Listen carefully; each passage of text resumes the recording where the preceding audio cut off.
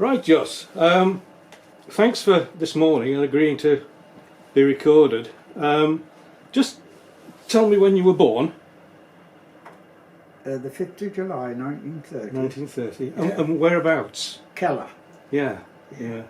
And the house had a name? No, it didn't actually. No. No.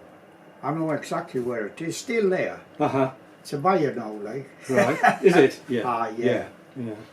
Yeah. Aye, Kellah. Yeah. And your mum and dad had met. Where did they meet? Did they meet locally or?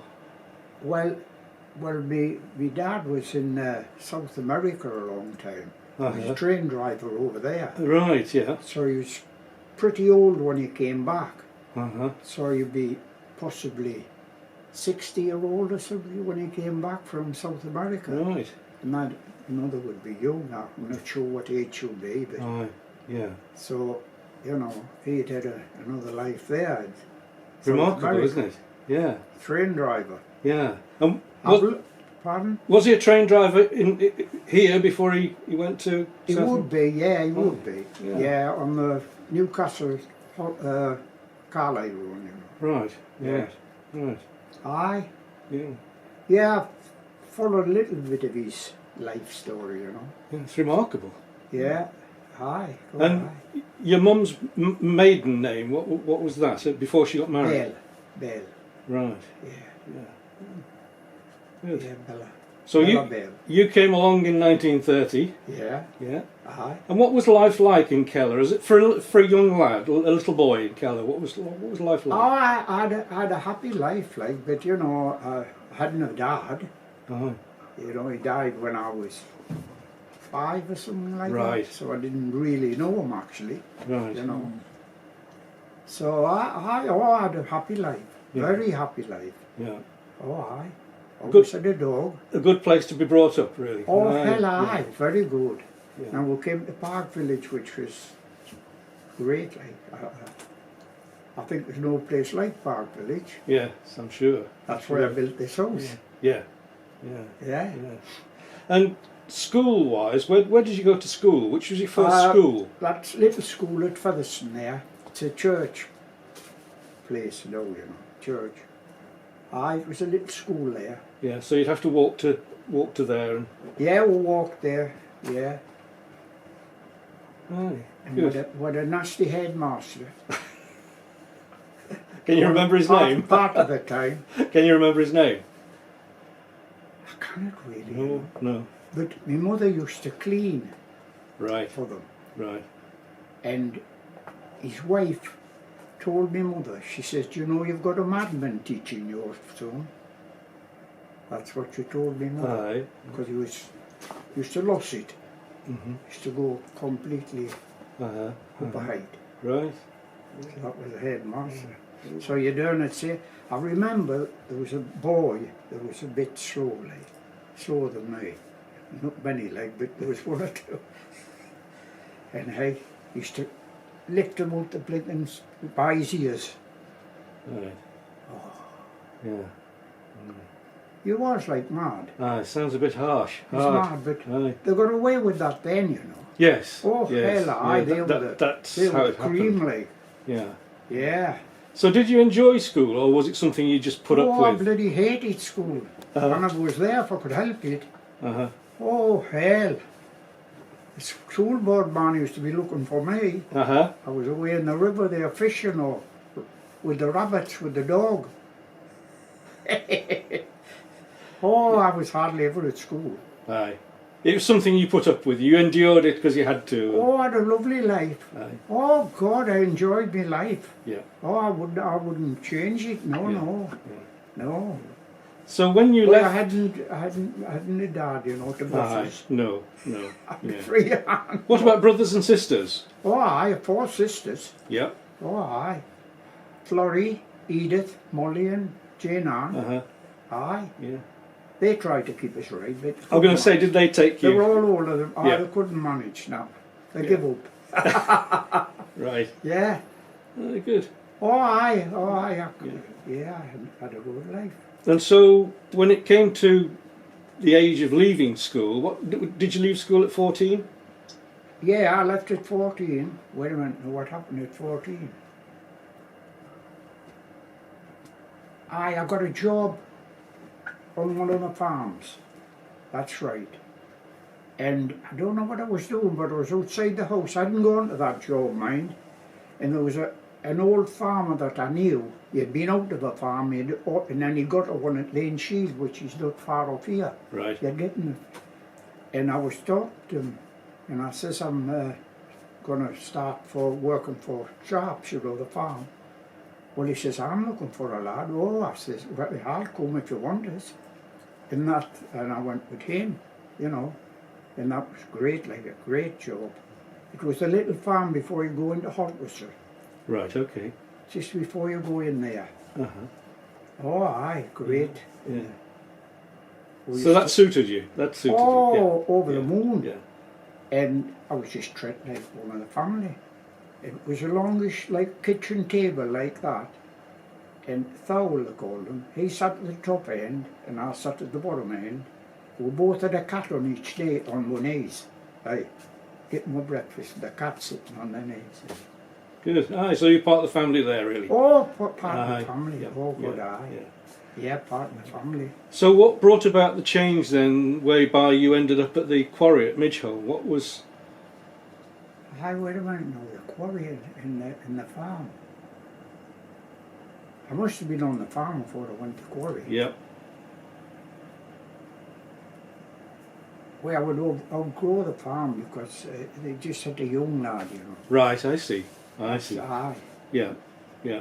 Aye, and then then I went to quarry from there. Yeah. Yeah. And how did you find that? Was that hard work? Oh, got the shock of my life. Yeah. Oh, I absolutely got the shock of my life Uh-huh. going to the quarry compared to the farm. Yeah. The farm was a lot of different jobs, you know, sitting milking, blah, blah, blah. Not hard at it all the time. Quarry, that was there the whole time. Yeah. You were lifting, powering stone or using the nail the Yeah. whole time. Yeah. Oh, I got a shock going to the quarry compared to the farm. Yeah. Not in the same street. Yeah. That was sheer labour, that. Yeah. Can you just briefly describe what it was like up there? I mean, I have been up there, but what was it Yeah. like when it was operated? Well, there was a weigh cabin at the top, and of course the track went right down from the quarry down to the crusher, but it just went halfway down. The tubes went halfway down, and there was another wheel, an endless rope, took them the other distance. Right. You know, there was no electric or Yeah. power or anything. It was all done Sort by of the gravity worked. all Aye. gravity. In two halves, more or less, then. Aye, two halves. Yes. Yeah, there was Yeah. a man halfway down. He used to uncouple them Yeah. and send them the other way. So it was all laid out, properly done, and Yeah. yeah. Aye, And this, you're saying, this was in the Whinstone. You were working in the Whinstone. aye, it's called granite if you Aye. want. Yeah. Yeah. Granite, more or less. Yeah. Hard work, hard labour. Yeah. And some of that stone would be going for sets to be made in Oh, aye, uh-huh. aye, there was a couple of set makers there when I was there, sitting in these sheds that I told you, and any decent stone was dropped off for them, like they could be cut nicely, you know. And they had the different hammers, the different ones for cutting the stone. Clever fellas. So quite you know. fine, ended up as being quite fine work to take the Aye, hard the rock. final chuck, Yeah. they made the final thing with the hands. Yeah. Oh, aye, all them chucks you see on the road, they sat on man cutting them. Yeah. Aye. Yeah. And were there any particular names of men up there you remember that stood out? You said there was a gentle giant of a man. Aye, Was but that- I kind of just placed Was that it. The names. Robison? Pardon? Was that Robison? Oh, Jimmy Robinson, aye. Aye. He was the big fella. Aye, the giant. He was the big one. Aye. And it was like a climb up, because I was pushing the tubes then, up to him. And I remember it was struggling, because some of the tubes were bloody bad to push. He'd come down, grabbed us, put us in the tube and pushed us up. I always remember that. Gentle giant. Aye. Aye. The quarry didn't bother him. You could pick bloody stones up with one hand. No, it was a piece of cake to him, but slavery to me. Yes, yeah. And was there anybody else you remember? I think you mentioned a small guy who could look at a piece of... I Chut to call him. Charlie I think it was Armstrong. He got the name of Chut. The little fella. He was the quarryman. You know, he fired the shots, drilled, went up the quarry face with ropes and that, drilled and blasted the stone down. And then made it safe. And he was an expert at breaking a stone. Little fella. Bloody expert. He'd look around it. He'd had a big hammer, scalp a bit out, you know. Put a blow in with the other hammer, tap the other end.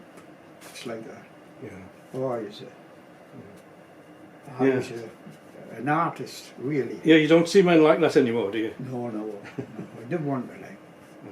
Yeah. That was too bloody tired to eat me dinner when I went home. Hey, that's honest. Yeah. So the air and all, like, you were away up in that, you know, the quarry there. The bloody wind and the cold. That was hard labour. So you eventually moved from there. I went to the pit. You went down to Lamley. I went to Lamley pit. I started at Lamley. That was before it was mechanised. Yeah.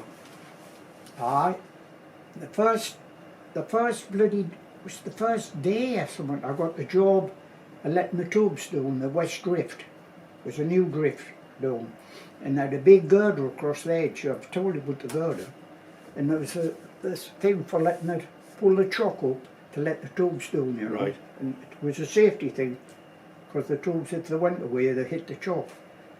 And I was reached down like that, what you did, I reached down, I held the girder like under my hand. Bloody girder come away, didn't it? So I was flattened on the bottom with a 12-foot girder. Like, if there hadn't been anybody there... I was going to say, somebody found you, must have found you. I couldn't get off. There was somebody there for a bloody good job. I was... Wind was... And I thought, I'm all right. And I looked at my arm. Hand was up there, so I broke my arm. Aye. So was this... Best holiday I had, that. Yeah, yeah. So was this period of time, was that before the pit was nationalised, or was it just after the pit was nationalised? I think it was nationalised. So it got nationalised in 47, so it's just after that. Aye, nationalised. Yeah, yeah. And working the bank was hard. Hard, because you had to tip them bloody tubes and push them. It was all bloody graft. And spinning them on the plate. Spinning them on the flat sheet. It was a flat sheet. Yeah. And you had to get your bloody back to get them started to go up the track. And that was above the railway track. And you got them a bit extra where you could to hit the tipper. And it tipped. And if there was a bit clot or heavy coal in the body, you had to jump and drag it back. That was the hardest job, harder than in the pit. Yeah. Yeah. So when you eventually went to work in the drifts, that was easy for you. That was easier. Well, it was easier. I was putting the tubes into the hewers. It was just before it took all the machinery in. So there was hewers, and they'd like you call them cables. The track went in up. Normally the dip went down for the water. They drove that down so they were dry, you see, if any water went at the bottom. And then these cables was taken off to the side. And putter used to go in and take a full one away from them and put them an empty in. Aye. And that was your underground job. And then I had a pony. Aye. I had a pony when you got so many to take down to the level. Yeah. For to go up the drift. Yeah. Yeah. And it used to know how many it had on with the chains used to click. It knew how many there was there on the bloody ponies. But you know, they went in and out there, lovely. Some of the big pits were in and they stopped in, they were in for life. Yes, ponies. yeah. But not long. They were brought out. They went out with iron in. Yeah, Oh, they were looked after better than us. Yeah. And so, what kind of height was the hallway? Well, there was, at Lamley there was a hell of a lot of seams, you know. We worked, there was the 5/4, which was about 3 foot, 3'6" or something like. The top seam was about 5 foot, but that was nearly all worked out like. And we were working what you call the low main. Right. It was about 18 inches to 2 foot. Yeah. Yeah. Because in the 1950s, there was high main, low main, 3/4, and Craig Nook. Aye. Yeah. What? Craig Nook. Craig Nook. It kind of rings a bell, but we must have called it something similar to that. Yeah. Yeah. So you were principally working North Drift and West Drift, was that right? Aye, yeah, the West Drift, that was the new drift. Yeah. And they tried to prove it, because it's the way, what they call the wind dike went through there. And the West Drift went down, and they were setting places away to the left to try and get through the wind dike, but never got through. Right. No. So this was a move by the coal board to actually improve, well, to extend the pit. Oh aye, yeah, what was going to be more. one of the biggest pits. Yes, yeah. Oh aye, but couldn't, there was no, they never got through to, you know. And all the other was bloody worked. Yeah. A lot of it worked out. In fact, we hauled into an old working where the monks had been in the wood picks. Really? Aye, with the point on, like. Yeah, Aye. yeah. Like as if they'd just been left. Yes. You know, that was a lot more yards for us, what yards was measured on. Oh, yeah, indeed, yeah. So in terms of equipment, Jos, were they using compressed air picks then, or was it just hand picks for your in your time? We hadn't windy picks at Lamley, no. Just ordinary pick. Just an ordinary pick. Yeah. Aye. Yeah. Yeah, and then it got mechanised, you know, all the machinery came in, all the long wall cutters and the short wall cutters. Right. But, you know, it was never a success, the short wall cutter, because it was a massive thing. That it should shift such a lot of timber and that to move it around. Yes. The long wall cutter was okay, mind. Mm-hmm. You know, I think the faces at Lamley would be about 100 and something yard long. The long wall when we're on. Yeah. If there was long wall at Lamley, and not more would have, I'm forgetting like.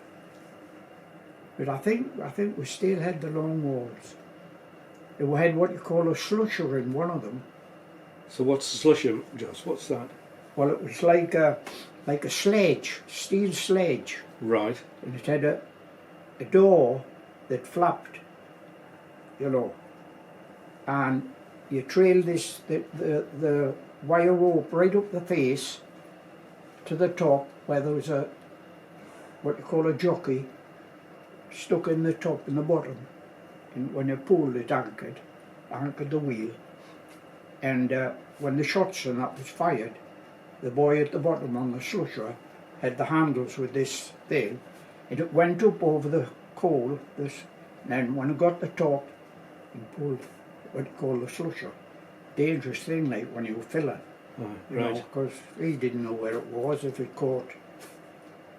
Aye, that was the first mechanisation, the slusher. The slusher. Aye. And can you remember the names of any of the men you were working with down there at all?